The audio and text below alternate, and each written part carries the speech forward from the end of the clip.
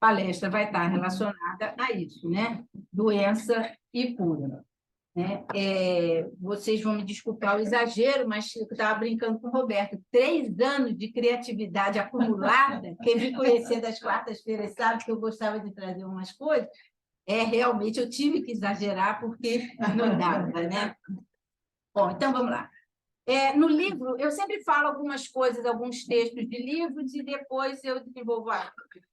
No livro Momentos de Saúde, Joana de Ângeles diz o seguinte: a saúde física ela é resultado da saúde de todos os nossos outros corpos, energético, emocional, mental e espiritual. A criatura humana torna-se o que pensa, o que sustenta mentalmente e desenvolve até a fixação dessas ideias. Portanto, aquilo que pensamos, e aí eu acrescentei entre parênteses, sentimos, chega até o nosso físico, querendo ou não. Graças à inferioridade humana, permanecem os fatores da perturbação e desordem na área da saúde, desenvolvendo as enfermidades dilaceradoras.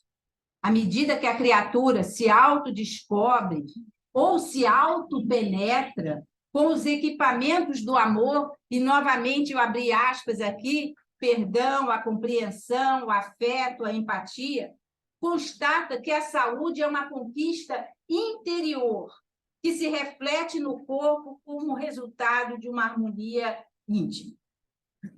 Então, o que ela quis dizer? Que, na realidade, a saúde vem muito mais do nosso equilíbrio interior se refletindo no nosso físico, né? Antigamente, na era de Platão e Hipócrates, isso era uma realidade. Eles viam o ser humano como um todo, né? E, obviamente, as suas doenças e o tratamento tinham muito mais uma visão holística, uma visão em que englobava o psiquismo e a parte espiritual.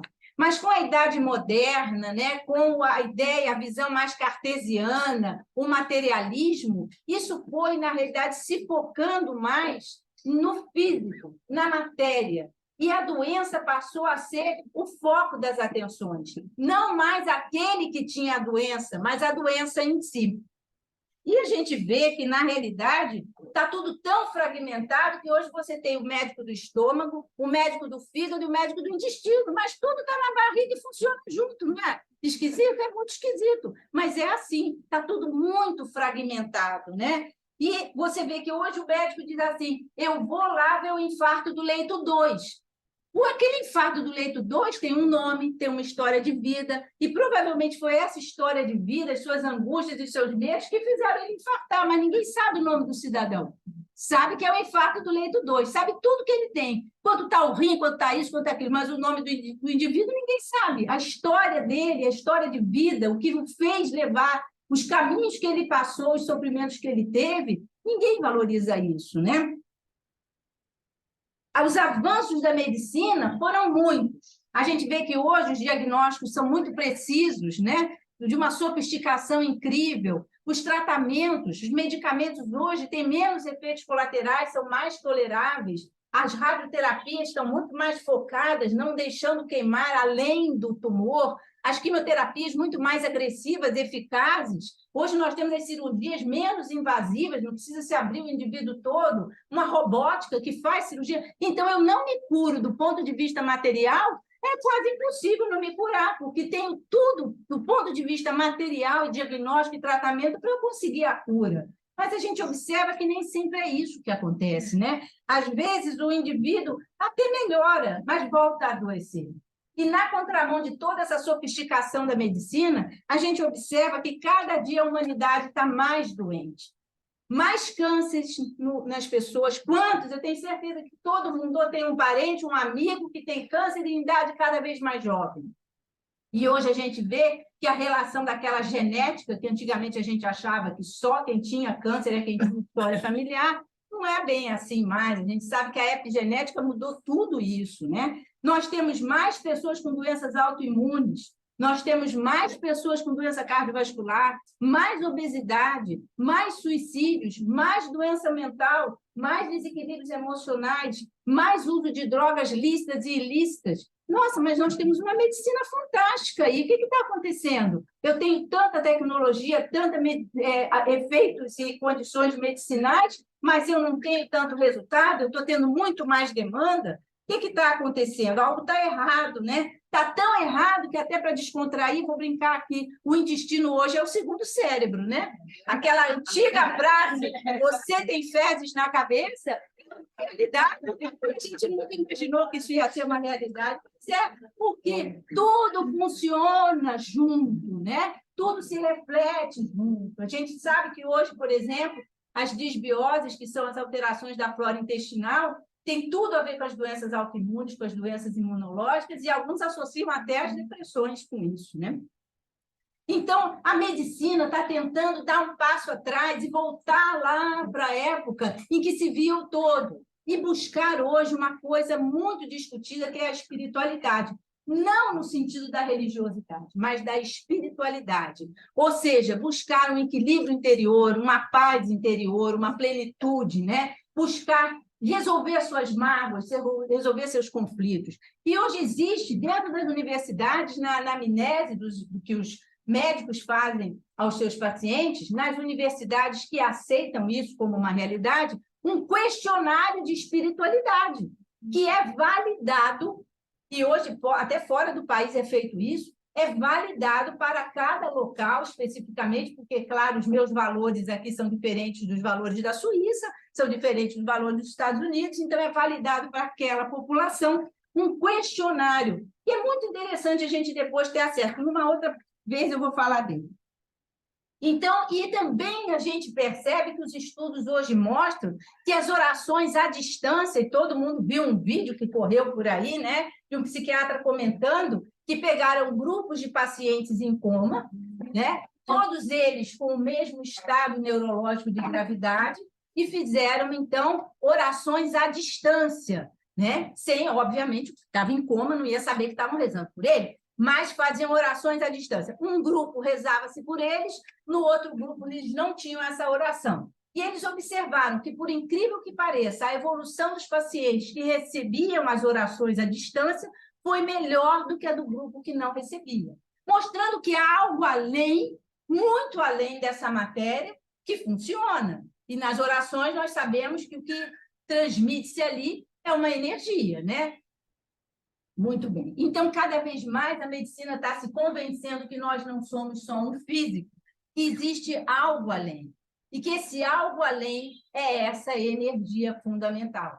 Nós somos um corpo, um perispírito e um espírito. E aqui eu fiz um desenho para a gente entender. A tia Sara está rindo, mas é verdade, entendeu? Passei um mês tentando bolar essa engenhoca e funcionou.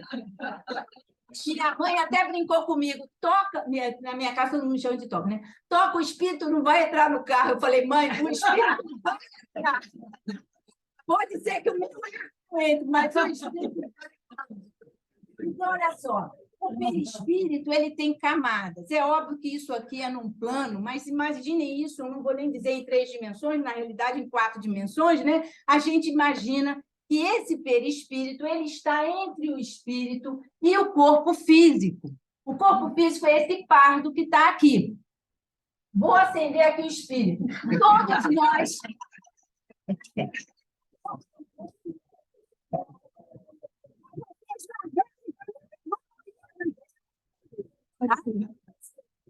Nós temos um espírito. Esse espírito é a nossa centelha divina. Aqui está a nossa consciência. Todos os nossos valores éticos, morais estão aqui. Todos os ensinamentos de Jesus estão aqui. Quando a gente diz errei porque não sabia, errou porque nunca se ouviu. Errou porque nunca mergulhou dentro de si próprio. Porque o dia que você mergulha em si próprio e começa a se ouvir, você ouve a sua centelha divina falando com você. Essa energia aqui é uma energia de cura, é uma energia divina, que nós não sabemos, não conseguimos ter acesso a ela, porque somos muito rudes ainda, somos muito materialistas, ainda somos muito primitivos nesse nosso sentimento de entender que vai tudo muito além do físico, né? Muito bem, quanto mais eu evoluo, quanto mais eu consigo trabalhar com as minhas virtudes, me perdoar, compreender, ter empatia pelo outro, ser fraterno, ser afetivo, gente, a minha sentença não está funcionando. Ela devia pôr um mau contato, mas ela deveria brilhar mais. Não está?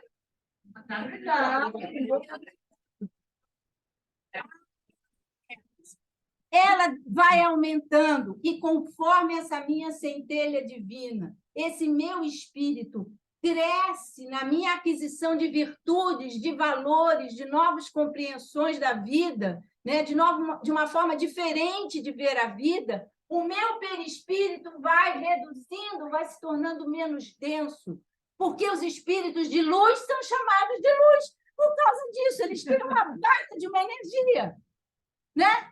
Por que é difícil a gente ver, às vezes, ter a sensação de um espírito tão iluminado? Por causa disso. Eles são energia pura. E essa energia é a nossa fonte de cura, que a gente precisa aprender a acessar. O perispírito é esse amarelo e o roxo, que são em camadas. Ele não é de uma estrutura energética tão pura quanto o espírito. Ele é denso. Ele traz aqui o registro de todas as minhas vidas. Esse é o meu HD. Aqui eu tenho toda a minha história de vida, as minhas burrices, os meus erros, os meus acertos, os meus ciúmes, as minhas paixões, as minhas doideiras que eu fiz. Está tudo aqui. E elas vão, quanto mais elas forem significativas na minha vida, elas vão se precipitando. A energia se precipita e começa a se condensar, começa a tomar uma forma mais densa, mesmo que energética, ainda não material, e forma, vocês estão conseguindo ver aqui? São nódulos de energias nocivas, energias tóxicas, energias que eu preciso trabalhar. Né? Nós viemos aqui exatamente para trabalhar com as nossas áreas deficitárias e, assim, conseguir que isto se transforme e venha para cá numa energia de luz. Esses vórtices de energias tumultuadas que habitam o meu perispírito, eles transmitem ao meu físico uma energia nociva, uma energia, na realidade, que vai muitas vezes gerar as minhas doenças. Cada célula física do meu corpo, em pardo, está diretamente ligada a uma célula perispiritual igual a ela. Nós não nos alimentamos só de frutas, de águas, de proteínas e carboidratos.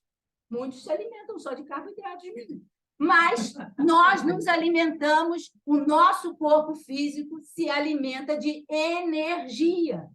E essa energia que vem do meu perispírito é que é capaz de me ajudar a curar ou de me ajudar a adoecer. Quando eu pego as minhas ligações, né, na área da sexualidade, das paixões, dos ciúmes, e isso continuo a fazer nesta encarnação, esse vórtice de energia tumultuada aumenta. As minhas culpas, se eu não trabalhar com elas e ficar toda hora no rame, aumenta. Se eu ficar usando a minha fala na agressividade, né, num discurso sempre de humilhar e trazer o outro para o chão, nas relações tóxicas que a gente vive nutrindo e nem sabe se desvencilhar delas ou resolvê-las, olha lá, eu continuo aumentando. Essa estrutura cada vez se aumenta mais e ela vai afetar o físico. lesando este físico, a minha genética já traz a minha condição que o meu perispírito precisa, ou seja, que eu, em termos de espírito, preciso e que está moldada no meu perispírito. Mas a gente sabe que a epigenética mostra que nem tudo são só os genes e que a gente hoje, com as nossas energias nocivas, é capaz de fazer com que uma outra combinação de gene que estaria quieta se manifeste, trazendo uma doença que talvez não tenha nada a ver com a minha genética. Quantas pessoas hoje com câncer, você vai olhar para trás da vida delas, muita mágoa, muito ressentimento, muita frustração, muita coisa que não engoliu, que não se resolveu, que não se falou. O nosso perispírito é o nosso... A tia Sara está rindo, mas... Gente, eu vou dizer uma coisa, vocês podem esquecer do que eu falei, mas vocês não vão... Eu vou te tacar fogo, hein? Vocês podem esquecer do que eu estou falando, mas as imagens visuais vocês não esquecem. E aí vocês naturalmente entendem o que está falando, tá? Então, olha só, isso é uma forma. O meu perispírito... Até parece que eu cozinho para ter uma forma tão legal, né? Por incrível que pareça, é minha há muitos anos, mas não cozinho. O meu perispírito, ele é o meu molde. O meu físico tem a estrutura que hoje tem, as mazelas e as doenças que hoje tem, porque perispiritualmente isso está moldado. As forminhas estão todas bonitinhas. Se essa aqui tiver ruim, tá dobrada lá, esse bolinho vai sair diferente, não vai? Ele vai sair doente. Ele vai sair doente aonde estão as maiores fraquezas, aonde estão as maiores condições que sensibilizam aquele físico e que será exatamente aquilo que eu preciso para tentar trabalhar com a minha evolução. É difícil, às vezes, entender isso, né? Mas quando a gente imagina que esse perispírito, que quando eu morro, ele continua, eu só vou tirar essas mazelas daqui porque eu posso morrer e continuar com tudo isso aí. Ou até pior. Eu só consigo trazer essa cura perispiritual trabalhando com as minhas emoções e com os meus sentimentos. Eu posso ter a cura física, mas, daqui a pouco eu estou doente de novo. Do pé, da barriga, da cabeça, de onde vocês quiserem. Brota em outro lugar, literalmente. E aí você vai dizer assim, poxa, Eliane, então eu não vou nem me cuidar, né? Não, é justo o alívio da dor, é justo o alívio do sofrimento, sem sombra de dúvida, né? Essas lesões perispirituais são ditas como transgressões ao nosso processo evolutivo. Todas as vezes que nós transgredimos do processo evolutivo as leis divinas, nós nos ressentimos. Nós percebemos isso. Vocês sabem por quê? Porque aqui eu sei qual é o código ético. Aqui eu sei onde é o código moral. Aqui eu sei o que é certo e errado. E eu mesmo me ressinto porque estou seguindo o caminho errado. Todo mundo, eu tenho certeza que eu não sou a única. Quando ia fazer alguma coisa, dizia assim, a gente escutava assim, não faz isso, pensa bem. E a gente, vou fazer porque eu quero. E quebrava a cara. A gente não se ouve. A gente não dá ouvidos a isto aqui. Que nossos amigos espirituais vivem estimulando para que a gente escute isto aqui. Né? Então, quando a nossa alma está doente, óbvio que nosso corpo percebe essa vibração e adoece. A doença, então, ela é uma consequência de uma disfunção e de uma desarmonia em toda essa estrutura. E aí a gente diz o seguinte, que para alívio e cura, eu preciso mergulhar dentro de mim. Eu preciso me conhecer um pouco. Eu preciso aceitar que eu tenho limitações, erros e acertos, que não vai ser dessa que eu vou corrigir, gente. Mas o que eu puder corrigir e que já estiver ao meu alcance, eu devo fazer. porque isso já vai me gerar um acalento muito grande, né? A doença, portanto, ela é uma sensibilização ao amadurecimento espiritual. Joseph Kleber, nesse livro aqui, André Moreira, A Cura, a Autocura, ele fala muito de Joseph Kleber. E ele diz, Joseph Kleber, no livro Além da Matéria, vou ler um trechinho aqui para vocês entenderem uma coisa. As criações mentais permanecem gravitando em torno das criaturas de tal forma que qualquer espírito menos obnubilado espiritualmente que se aproxime, ou seja, qualquer um que tem um pouco de sensibilidade, foi isso que ele quis dizer, poderá perceber o teor das ocupações e interesses do ser pelo halo energético que ele irradia.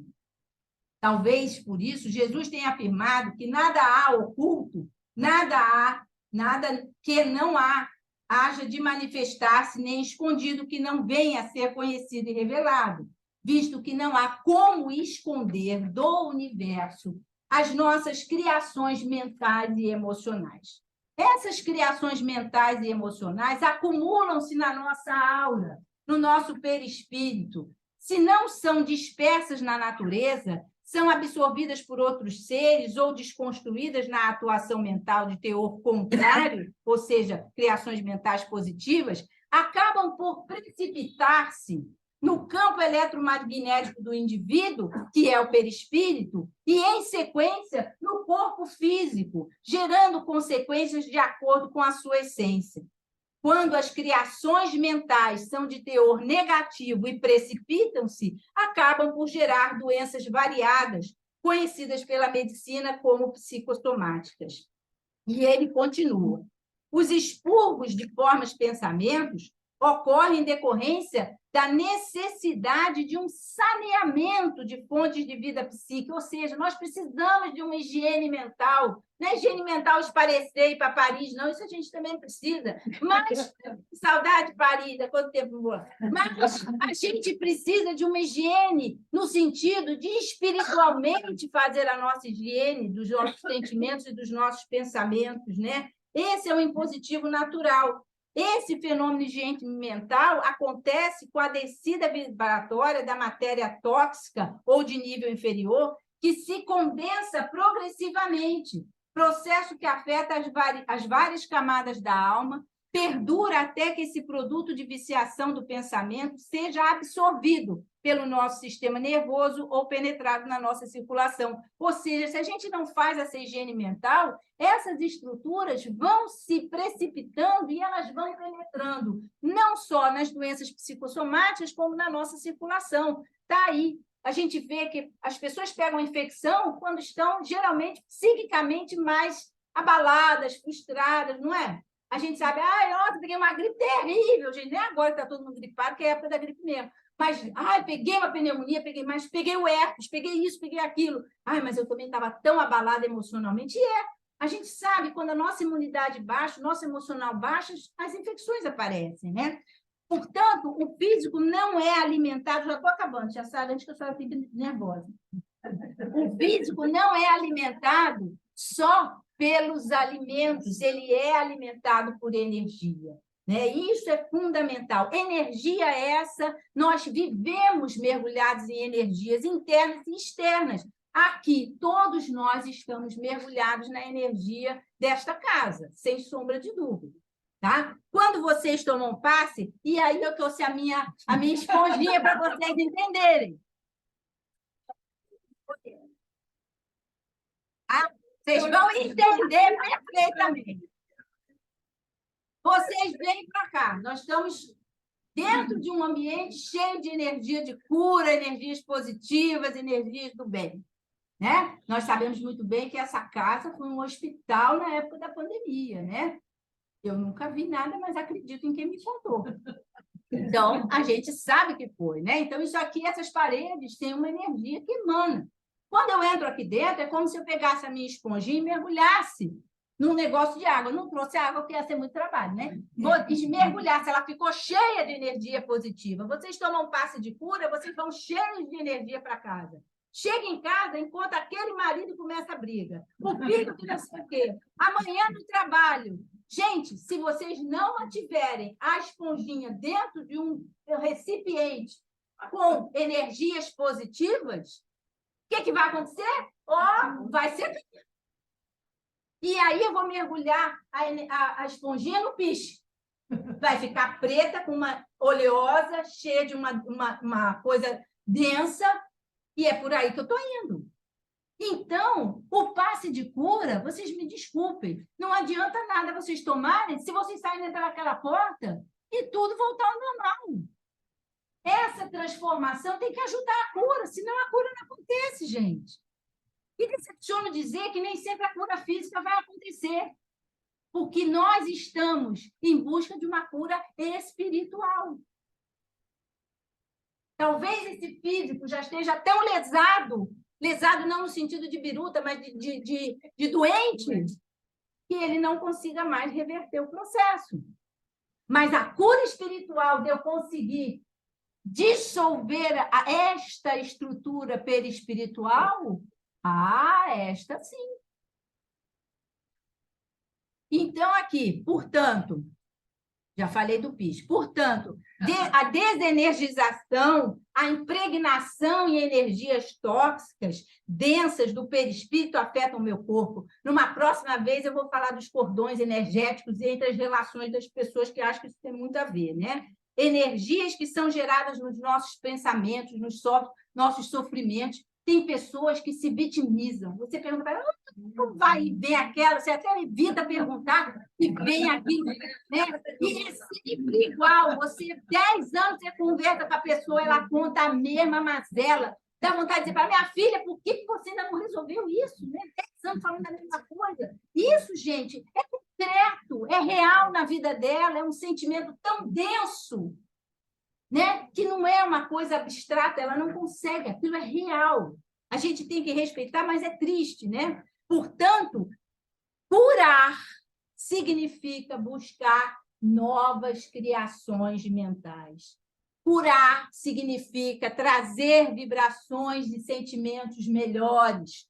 Curar é renovar e reorganizar as nossas energias. Né? E aí eu pergunto a cada um de vocês como estão as criações mentais de vocês, né? Emmanuel diz o seguinte: renovar pensamentos não é fácil, como parece à primeira vista. Né? Às vezes a gente tenta tirar aquele pensamento e vem, aquele hábito de atitude com o outro e aquilo vem, né? Aquilo chegar no trabalho, aquela reclamação constante, e aí a gente tenta, no primeiro dia a gente se controla, no segundo vem, né? E aí ele diz, demanda muita capacidade de renúncia e profunda dominação de si mesmo. Isto é uma realidade, né? Qualidades que o homem não consegue alcançar sem trabalho e sacrifício. Portanto, viemos todos aqui, eu inclusive, buscar a cura espiritual. Ela irá me conduzir a uma melhora do meu espírito, né? E a gente sabe que o que atua no nosso perispírito pode vir de fora para dentro, mas vem de dentro para fora. Quando eu faço as minhas orações, quando eu faço as minhas meditações, tomo meus passes, a homeopatia, tudo que afeta o meu perispírito, eu reenergizo o meu perispírito. E se eu trabalho com a minha energia espiritual, melhorando os meus hábitos, os meus pensamentos e as minhas vibrações, associada a uma energia que me vem externa, mas que atua no meu perispírito, eu consigo uma melhora muito mais significativa. Então, vão tomar os passos de vocês, mas se conscientizem que não é só isso aqui, tem que ser aqui. Se conscientizem que esses vórtices aqui, essas energias densas, precisam ser trabalhadas. Eu preciso criar ideias, formas de pensamentos e sentimentos melhores, mais sadios para mim. A cura física, ela pode não vir. E isto não é fracasso de um tratamento espiritual. Agora, a cura espiritual pode e deve começar agora, a partir do momento que eu entendo como ela se processa. Ô, Lívia, eu só não gosto.